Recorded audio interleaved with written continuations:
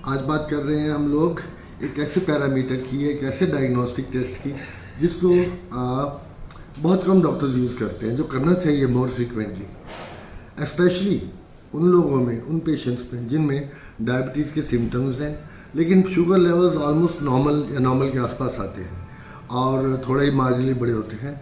तो डॉक्टर क्या करता है, अगला स्टेप उनका होता है HbA1c, 3 महीने की जो ब्लड शुगर रीडिंग्स हैं वो देखते हैं आपकी।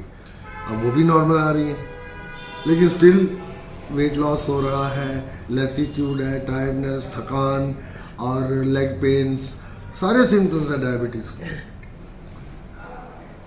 नाउ एक बड़ा इंपॉर्टेंट टेस्ट है जो डॉक्टर्स भूल जाते हैं, आप अपने डॉक्टर से पूछिए, करवाइए। जब भी ऐसा कोई केस हो आप उनसे बात कीजिए फास्टिंग इंसुलिन टेस्ट करने की। फास्टिंग इंसुलिन मीन्स खाली पेट पे जब आप सो के उठते हैं, 7 से 8 घंटे आपने कुछ नहीं खाया, तो उस समय अपना इंसुलिन सैंपल लीजिए। वो जो इंसुलिन सैंपल है उसकी वैल्यू जो है वो बता देगी कि आपको डेवलपमेंट ऑफ इंसुलिन रेजिस्टेंस है कि नहीं है। क्योंकि मैंने पहले भी बताया था अपने पिछले वीडियोस में कि डायबिटीज़ की शुरुआत ही इंसुलिन रेजिस्टेंस से होती है। हमारी बॉडी की जो टिश्यूज़ हैं जो ग्लूकोज को एक्सेप्ट करते हैं, इंसुलिन की वजह से करते हैं। इंसुलिन का क्या काम है, जितनी भी सरप्लस ग्लूकोज होती है उसको टिश्यूज़ के अंदर में ट्रांसफ़र करना।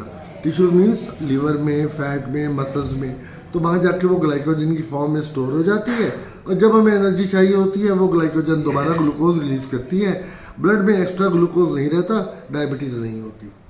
लेकिन जब इंसुलिन रेजिस्टेंस आती है तो क्या होता है, बॉडी के जो टिश्यूज़ हैं ये वाले, ये इंसुलिन को एक्सेप्ट नहीं करते। इसके रिस्पॉन्स में जो पैनक्रियाज है हमारा, जहाँ इंसुलिन बनता है, वो और से और ज़्यादा इंसुलिन निकालता है, तो इंसुलिन ओवर सिक्रीशन स्टार्ट हो जाता है, जिसे हाइपर इंसुलिनीमिया भी बोलते हैं। तो ऐसे पेशेंट्स के अंदर ये जो सिम्टम्स मैंने पहले बताए हैं वो आपको मिल जाएंगे।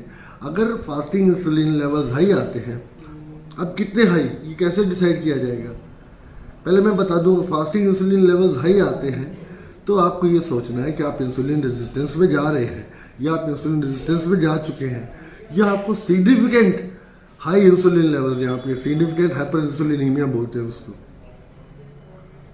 अब ये सिग्निफाई करता है कि आप डायबिटीज़ में जाने वाले हैं या आप डायबिटीज़ में जा चुके हैं, किंतु भी डिटेक्ट नहीं हो रही है आपकी डायबिटीज़। तो यहाँ पर अगर आप, फिर बोलूँगा, यहीं पर अगर आप सारी प्रिकॉशन स्टार्ट कर दें, डाइट वॉच, एक्सरसाइज और समथिंग लाइक मेटफॉर्मिन आप स्टार्ट कर दें, तो आप डायबिटिक रिमिशन में चले जाएंगे, डायबिटिक रिवर्सल में चले जाएंगे और आपको डायबिटीज़ पोस्टपोन हो जाएगी एटलीस्ट 5 to 10 ईयर्स, अगर आप अपना लाइफस्टाइल मेंटेन रखते हैं।